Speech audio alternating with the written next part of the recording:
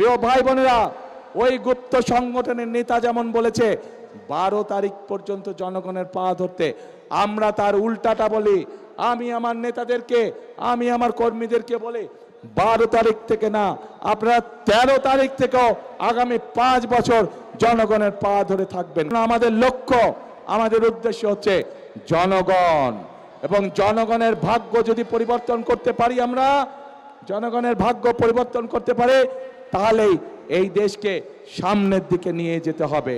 প্রিয় ভাই বোনেরা, ওই গুপ্ত সংগঠনের নেতা যেমন বলেছে 12 তারিখ পর্যন্ত জনগণের পা ধরতে, আমরা তার উল্টাটা বলি। আমি আমার নেতাদেরকে, আমি আমার কর্মীদেরকে বলি 12 তারিখ থেকে না, আপনারা 13 তারিখ থেকেও আগামী 5 বছর জনগণের পা ধরে থাকবেন। কারণ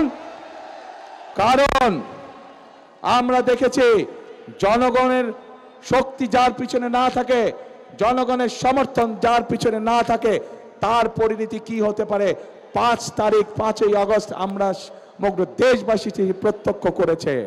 প্রিয় ভাই বোনেরা, আমরা যারা বিএনপি করে, আমরা যারা শহীদ রাষ্ট্রপতি জিয়াউর রহমানের আদর্শে বিশ্বাসী, আমরা যারা দেশনেত্রী খালেদা জিয়ার আদর্শে বিশ্বাসী, আমাদের কথা একটাই, কাজ একটাই, আমরা বিশ্বাস করি জনগণই সকল ক্ষমতার উৎস।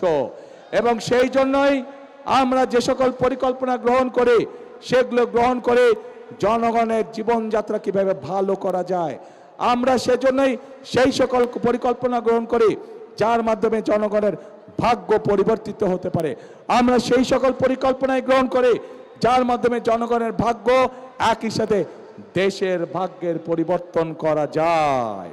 প্রিয় ভাই বোনেরা, বক্তব্যের শুরুতেই বলেছি যে এই যে আমাদের এখানে স্টেজের সামনে, মঞ্চের সামনে কতগুলো পরিবার বসে আছে যারা তাদের স্বজনদেরকে হারিয়েছে, যেই অধিকার আপনারা 12 তারিখে প্রয়োগ করতে যাচ্ছেন, সেই অধিকারকে প্রতিষ্ঠিত করার জন্য এই মানুষগুলো স্বজনরা অকাতরে নিজেদের জীবন বিলিয়ে দিয়েছে।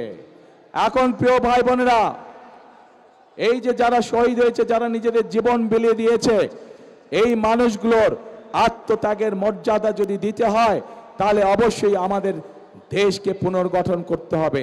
তাহলে অবশ্যই আমাদেরকে গণতন্ত্রের ভিত্তিকে মজবুত করতে হবে, এবং গণতন্ত্রের ভিত্তিকে যদি মজবুত করতে হয়, তাহলে প্রিয় ভাই বোনেরা, জনগণের সমর্থন ছাড়া সেটি করা সম্ভব নয়, জনগণের অংশগ্রহণ ছাড়া সেটি করা সম্ভব নয়। এবং জনগণের অংশগ্রহণ মানে 12 তারিখ সকাল থেকে আপনাদেরকে সতর্ক থাকতে হবে যে আপনাদের এই অধিকার কেউ যাতে ছিনিয়ে যেতে না পারে।